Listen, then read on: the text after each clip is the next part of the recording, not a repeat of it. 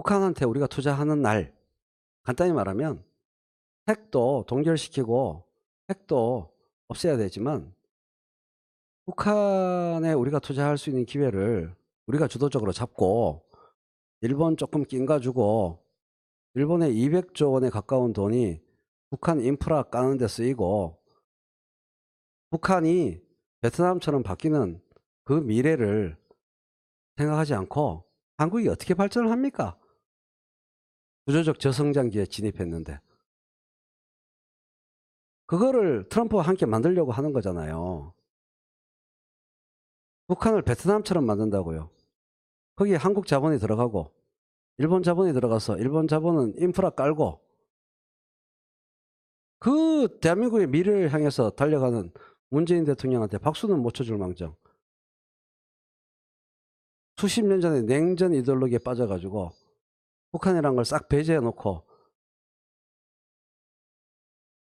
그러면은 뭐 미국하고 전쟁했던 베트남은 뭐 어떻게 미국하고 수교가 되고 지금 친미 국가가 돼가지고 중국하고 다이다이 붙고 그렇게 바뀝니까? 옛날에 중국 지원 받아가지고 어? 미국하고 수십만 명이 죽으면서 전쟁했던 나라인데 대한민국의 미래가 숨통이 확 터지는 게 거기밖에 없는데 그럼 북을 보지 뭐 그냥 조금씩 조금씩 거기서 그냥 꼬물꼬물 그렇게 살아요? 성장률 2.1%하고 2% 사이에서 어. 그러니까 미국하고 일본하고 같이 들어가잖아요. 투자하면 통상이라는 것은 그 투자하는 나라의 행정부나 당이 예, 그냥 수갑 차는 거예요. 통상이라는 거는 티치 마샬님. 북한이 지금과 같은 조선노동당 체제로 있고 투자했다가 등 처먹히고 돈 뜯기고 그것 자체가 경제와 통상을 모른다는 얘기예요. 경제와 통상이 들어가는 순간 조선노동당과 북한 정부는 꼼짝을 못해요. 통상이 가장 완벽한 평화 보험이고 그 나라 체제를 오히려 바깥에서 조절하는 핵심 독이고 청산가리고 다 잘 사는 거니까 청산가리는 아니겠지만 꼼짝 못하게 만드는 겁니다. 맨날 뭐 등 처먹히고 두들겨 맞고 피해 당하고 평생 그렇게 살았어요? 뭔 일만 하면은 당할지 모른다. 하지 말자. 패대기 쳐줄지 모른다. 싸우지 말자. 인생을 그렇게 살았어요? 통상에 들어가는 순간 돈 뜯기고 쫓겨나는 게 아니고 통상에 들어가는 순간 그 나라를 지배하는 겁니다. 통상에 들어가는 순간 그 나라를 지배하는 거예요. 전 세계 역사가 지금까지 그러했습니다. 그리고 바로 그걸 알기 때문에 우리하고 그렇게 지지고 볶고 싸우면서도 아베 내각은 북한하고 북한에 투자하고 싶고 북한하고 수교하고 싶어서 환장해 있어요. 그럼 아베는 왜 그래요? 거기에 안 끼워져서 지금 성질 부리는 거예요. 일본도 경제 성장률이 우리보다 더 낮잖아요. 0%대를 향해 달려가고 있습니다. 일본도 길이 없어요. 세계 수출 쪽으로도 길이 없고 무역 역조 마이너스고 한국한테만 겨우 흑자 이루고 있고 겨우겨우 버티고 있습니다. 그래서 고이즈미가 한번 시도했고 이번에 다시 트럼프랑 같이 북한 문 열어서 똑같이 평화경제로 한바탕 도약을 할 경제 성장률 숫자를 4, 5, 6으로 바꿀 수 있는 유일하게 남아있는 기회가 북한이기 때문에 하노이 회담 이후에 김정은한테 만나자. 혼자 헛짓했다가 개쪽당했죠. 만나려면 미국, 한국이랑 공조를 해서 커뮤니케이션을 하면서 만나자 그래야 되는데 지 혼자 튀려고 숟가락 얹다가 김정은한테 개쪽을 당했죠. 북한은 한국에게도 일본에게도 거대한 기회입니다. 그런 차원에서 일본하고 친하게 지내야 된다. 이러면 또 몰라. 두들겨 맞을까 봐. 지금 아쉽고 초조한 거는 일본입니다. 그래서 그런 세계사적 맥락 속에 있기 때문에 문재인 대통령이 평화 경제를 얘기한 겁니다. 막연한 꿈이 아니고요. 성장률 곡선 다 아시잖아요. 그게 급격한 우상향으로 각도가 꺾일 수 있는 유일한 공간이 북쪽에 있다는 거예요. 일본 입장에서는 서북쪽에 있다는 거예요. 수평선을 향해서 달려가고 있는 이 성장률 곡선에서 모두가 고통받고 있고, 복지 강화도 안 되고, 소득 분배도 안 되고, 대기업만 살찌고, 이 수평선을 향해 달려가는 이 저성장 곡선을 급격한 우상향으로 각도를 5도 15도를 만들어낼 수 있는 유일한, 다른 나라에는 그런 기회가 없는데 한국과 일본에게는 그런 기회가 가까운 곳에 보인다는 거예요. 광활한 도약의 자원이. 그 얘기를 문재인 대통령이 수보회의 모두 발언에서 하신 겁니다. 똑같은 얘기를 박근혜 대통령도 했어요. 통일은 대박이다라고. 박근혜 대통령이 말을 천박하게 해서 그렇지 하신 말씀 자체는 맞아요. 박근혜 대통령이 한 말 자체는 맞아요. 통일은 대박이다란 말이 자세하게 박근혜 대통령을 위해서 그때 한 발언을 박근혜 대통령 편에서 제가 해설을 지금 해드린 거예요. 박근혜 대통령 주장을. 다섯 글자, 통일은 대박이라는 5글자 안에 든 의미를 제가 지금 해설해 드린 거예요. 그래서 평화경제 말씀을 하신 겁니다. 똑같아요. 박근혜 대통령이 한 거랑. 거기에 일본이 숟가락 얹고 싶은데 숟가락을 못 얹게 하니까 성질을 내고 있는 겁니다, 지금. 거기에 반드시 숟가락을 얹어야 아베가 살고 일본이 삽니다. 그거 하려고 200조 원을 준비해 놨어요. 옛날부터 일본이 준비한 돈이 200조 원이에요. 북한에 꽂으려고. 200조 원을 투자해야 나중에 자들이 300조, 400조를 벌거든. 근데 거기에 숟가락을 못 얹게 하는 겁니다. 한국과 미국이, 트럼프와 문재인 대통령이 나중에 숟가락을 얹어줄 값이라도 개망신을 주면서 숟가락을 나중에 얹어라라고 후순위로 밀리니까 아시아의 아시아 자유민주주의 세력의 리더십이라고 스스로 생각했던 일본의 자존심에 스크래치가 생겨서 지금 야료를 부리고 지금 나 숟가락 얹게 해줘라고 요청하는 겁니다. 강제징용 배상 문제 수그리라고 얘기하는 게 아니에요. 아베가 원하는 것은. 아베가 지금 전 세계에 대해서 말하고 있는 것은 강제징용 배상 철회해. 이거 아니에요. 이거를 아베 지금 그 강제징용 배상 문제 얘기를 들어줘도 또 도발합니다. 왜? 진짜로 원하는 것은 북한에 숟가락 얹게 해줘. 후순위로 나를 밀어놓은 거 사과해. 그 얘기예요. 그러면 트럼프는 왜 카드를 아베를 왜 후순위로 밀어놨냐? 농산물 시장 개방해. 비관세 무역 장벽 철폐해. 왜 내 부탁을 안 들어줘? 내가 대통령 재선될 수 있도록 왜 일본 시장 개방 안 해? 그거는 끝까지 안 해주면서 왜 숟가락 자꾸 얹겠다고 쓸데없이 숟가락 얹어?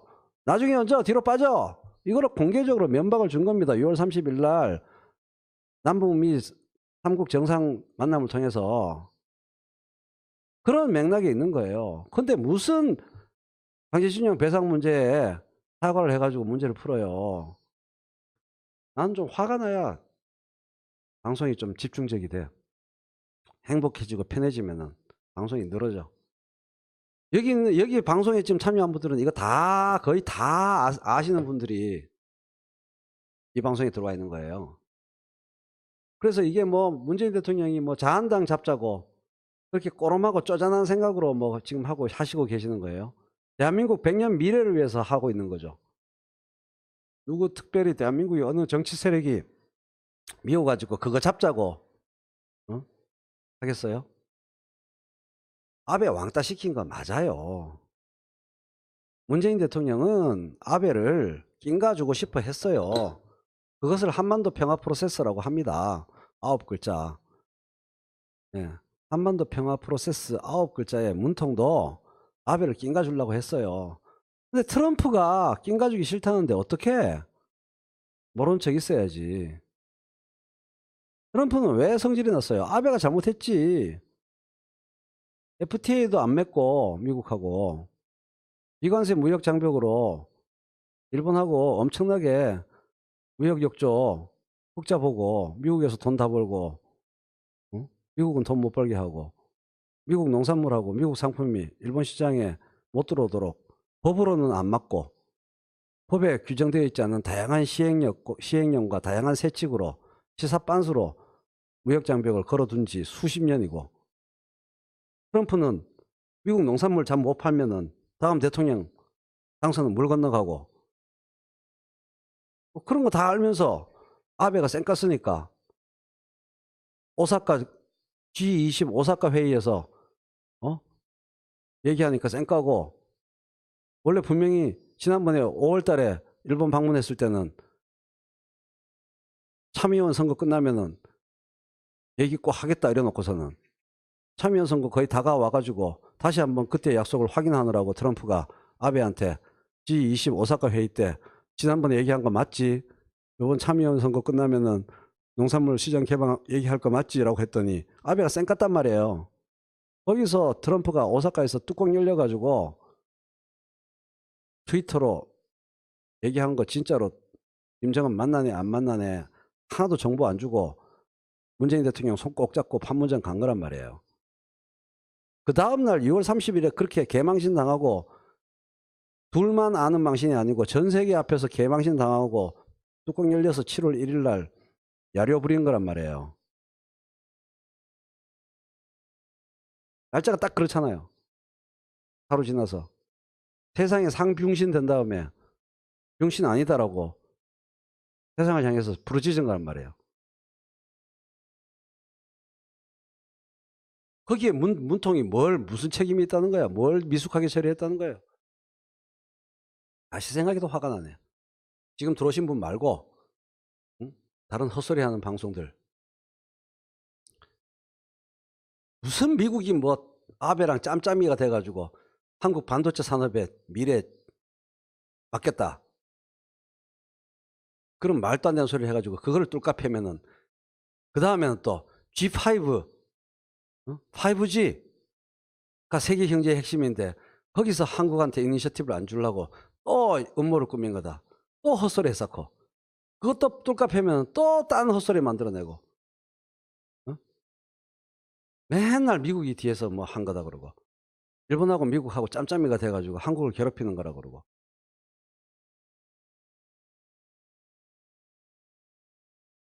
무슨 도시바가 무슨 SK 지분이 어떻고 백백다와 같은 소리 하고 앉아있고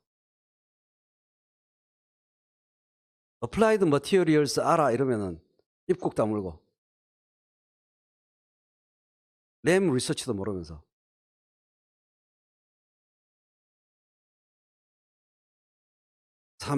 삼성이 미국 오스틴으로 옮기는 것은 무역 외란 생기기 벌써 전에 2018년 하반기에 결정되어서 된 얘기인데 무슨 무역 외란이랑 그게 무슨 상관이 있어?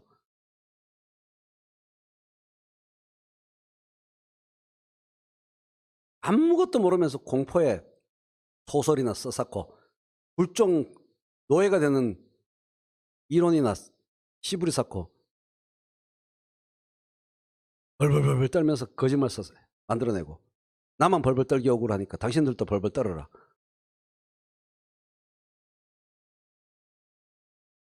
그게 쫄보들의 정신세계입니다.